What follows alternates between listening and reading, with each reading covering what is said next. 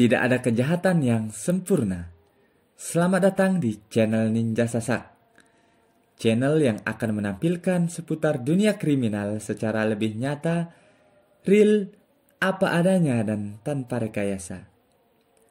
Sebelum melanjutkan video ini, saya harapkan kepada seluruh sahabat ninja dimanapun berada untuk mendukung channel ini dengan cara menekan tombol subscribe, like, dan tanda lonceng terlebih dahulu. Terima kasih, selamat menonton. Di saat ini ingin ku terlena lagi, terbang tinggi di awan, tinggalkan bumi di sini.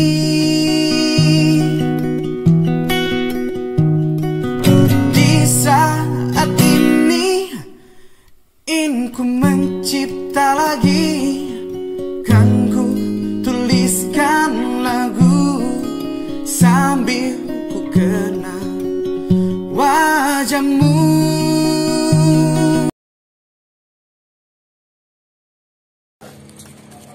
Assalamualaikum warahmatullahi wabarakatuh, sahabat ninja dimanapun berada.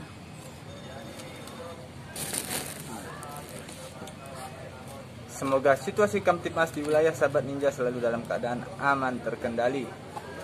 Di podcast kali ini kita kedatangan narasumber yang juga merupakan senior di bagian lapangan dalam hal melaksanakan tugas menumpas kejahatan. Kepada beliau ini kita akan meminta saran-saran tentang bagaimana cara bertugas di lapangan, hal-hal apa yang harus dipersiapkan, dan bagaimana cara menjaga kondisi agar selalu tetap sehat, fit, dan tidak mengalami sakit. Serta nanti kita minta beliau juga untuk bercerita tentang pengalaman-pengalaman menarik yang semoga bisa menjadi inspirasi buat sahabat ninja di rumah semuanya. Kita sapa beliau, Bapak ADM. Selamat siang. Selamat siang. Bapak ADM sudah bertugas di lapangan kurang lebih selama 14 tahun, sahabat ninja. Dari zaman burik ke zaman hitam ke zaman putih lagi. Bukannya begitu, Pak ADM? Ya, kurang lebih begitulah. Kurang lebih ya 14 tahunan ada ya. Dari zaman kuda gigit besi sampai kuda gigit timah masih sampai sekarang sama-sama aja. Ini juga semoga bisa menjadi masukan untuk junior-junior yang masih bertugas di lapangan. Apa saja clue-cluenya atau tips-tipsnya sehingga kita bisa bertahan di bagian lapangan ini? Ya, cluenya, kiat-kiatnya bagaimana kita bisa sampai sekarang. Intinya jalankan tugas dengan baik, gak usah neko-neko. Apa yang menjadi perintah pimpinan dijalani.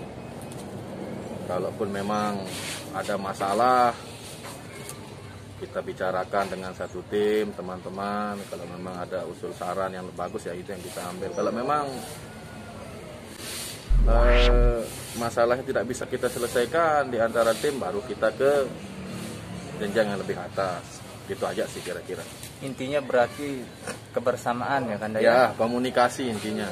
Komunikasinya sudah berjalan dengan baik, apapun bentuknya pasti ada jalan keluarnya. Tapi kalau tidak kita komunikasi baik dengan teman kita satu tim, tidak mungkin ada jalannya. Mungkin dari teman-teman yang lain itu ada solusi. Saat kita butuh, teman-teman yang lain pasti ada solusi. Ya, kira-kira seperti itu. Itulah sahabat ninja tentang bagaimana caranya bisa tetap eksis di lapangan, jaga kekompakan dan jaga kebersamaan. Selanjutnya yang namanya bertugas di lapangan itu kan tidak mungkin tangan kosong. Ini Kanda sebagai orang senior, barang-barang apa saja yang sekiranya tidak pernah dilupakan begitu keluar rumah? Ya, yang utama, paling utama kita sebenarnya doa dari anak istri itu yang paling utama. Bukan senjata api berarti. Bukan. Jadi kalau sudah istri di rumah itu sama anak itu ridho kita keluar, apapun akan bisa kita laksanakan juga dengan tenang, dengan nyaman. Tapi kalau sudah di rumahnya nanti istilahnya sedikit-sedikit ditanya WA di mana, nah itu sudah merusak konsentrasi untuk bekerja. Karena yang namanya tugas di lapangan itu harus konsentrasi penuh. Nggak bisa kita di rumah kita nanti ada masalah sedikit kita di WA, nah nggak bisa sudah itu. Saya yakin sudah nggak akan jadi, tidak akan pernah jadi, pekerjaan itu tidak akan pernah selesai gitu. Nah, itu masukan juga untuk para istri, bukan hanya istri kepolisian yang bertugas di lapangan. Saya rasa itu sahabat ninja, itu untuk semua istri polisi di fungsi apapun, di sat apapun dan di unit apapun.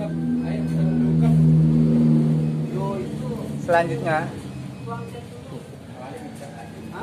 Malah kerupai Mas.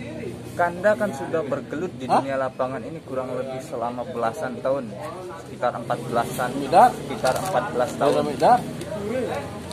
Pengalaman paling menarik yang pernah di antara semua kasus yang pernah Kanda ungkap, pernah tidak mengalami insiden atau dibacok, ditusuk atau hal-hal lain? Ya alhamdulillah selama ini ya mungkin jangan sampai lah, alhamdulillah sampai saat ini kita selalu dilindungi oleh Allah Subhanahu wa taala, Tuhan yang Maha Esa. Tapi jangan sampailah kita seperti itu. Kalau kasus yang paling menantang menurut Kanda yang pernah Kanda ungkap ini, pernah menangani? Yang menantang kayaknya baru beberapa tahun yang lalu lah, itu kita melaksanakan ada kasus 338 pembunuhan. Itu kita temukan mayatnya di Pantai Induk waktu itu. Itu dengan berkat kerja keras tim selama kurang lebih 1 bulan itu baru bisa terungkap. Itu waktu itu kan viral itu penemuan mayat di dalam ember, yang mayatnya di mana ditemukan mengapung di pantai itu waktu itu. Nah jadi itu kira-kira sampai sekarang masih sangat-sangat luar biasa, saya pikir seperti itu. Itu pelakunya berapa orang Kanda? Kalau itu waktu itu 1 orang dia pelakunya. Kebetulan kalau dari modusnya dia waktu itu kebanyakan kan memang kalau pembunuhan itu antara korban dengan pelaku kebiasaan kebanyakan saling kenal ya. Tapi ini antara korban dengan pelaku itu tak saling kenal ya, tak saling kenal. Cuma hal sepele waktu itu. Cuma katanya waktu itu keterangan dari pelaku kena percikan air pada saat korban melintas di depan pelaku yang sedang memancing di depan kos-kosan korban. Mungkin itu masalahnya waktu itu. Next, sahabat ninja, kira-kira Kanda selama belasan tahun di lapangan ini sakit sudah pasti, yang namanya manusia pasti pernah mengalami sakit. Tetapi saya lihat Kanda ini sangat jarang mengalami sakit. Kira-kira apa saja tips-tipsnya atau bagaimana cara hidupnya sehingga tidak terlalu sering sakit? Padahal yang namanya orang lapangan, malam jadi pagi, paginya jadi sore, malamnya bisa jadi siang. 24 jam itu kadang-kadang hanya istirahat 2-3 jam. Seperti itu Kanda. Nah, jadi yang namanya sehat, sakit itu udah pasti dari yang di atas semua. Bahkan kita jadi dari manusia itu berusaha aja untuk tetap supaya kita bisa sehat ya.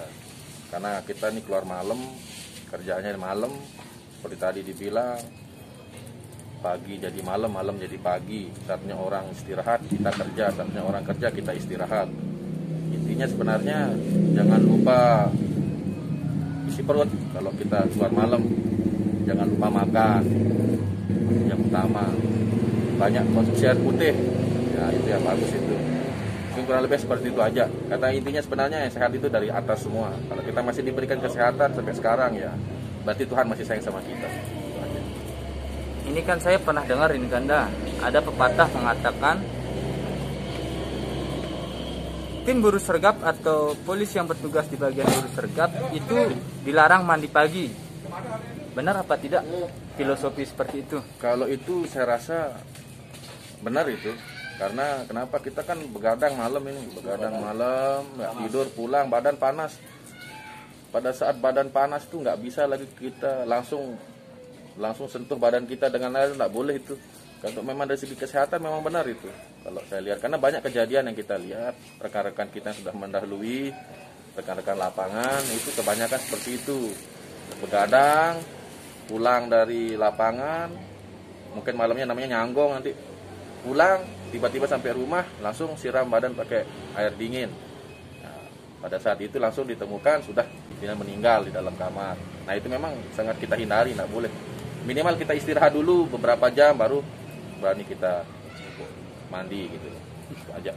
Nah itulah teman-teman yang masih bertugas di lapangan, di Polres manapun, di Polsek manapun. Semoga apa yang disampaikan sama Kanda tadi bisa kita terapkan agar kita bisa tetap eksis untuk bangsa, negara, dan masyarakat.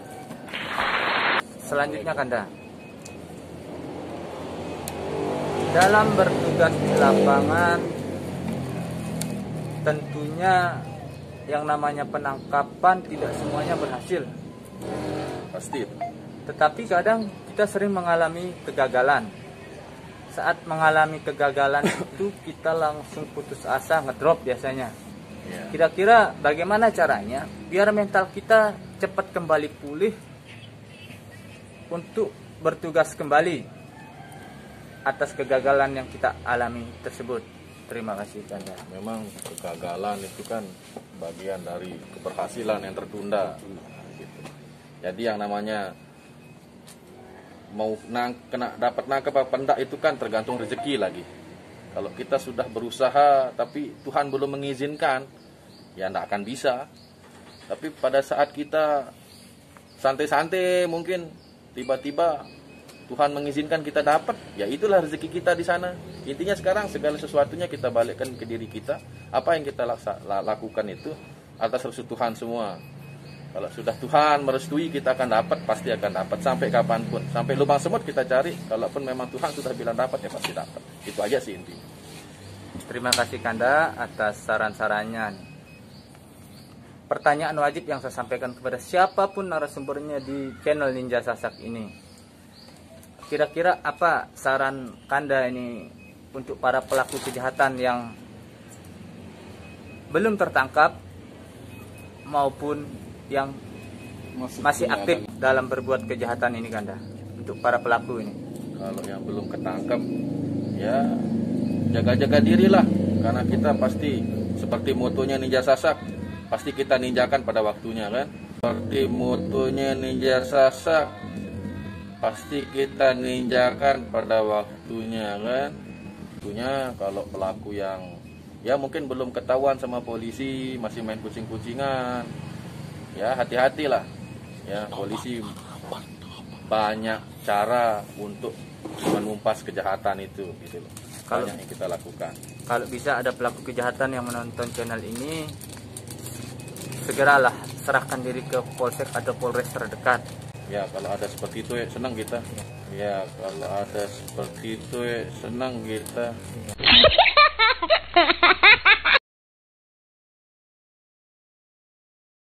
Karena hanya ada satu alasan kenapa rekan-rekan pelaku kejahatan tidak akan kami cari.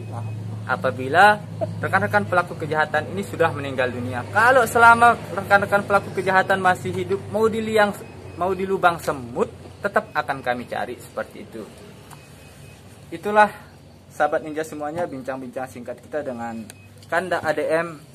Semoga apa yang beliau sampaikan bisa berguna untuk saya sendiri, untuk rekan-rekan polisi yang bertugas di lapangan maupun masyarakat semuanya. Terima kasih. Ingat, tidak ada kejahatan yang sempurna dan setiap pelaku kejahatan pasti akan dininja pada waktunya. Sekian. Wassalamualaikum warahmatullahi wabarakatuh. Kehidupan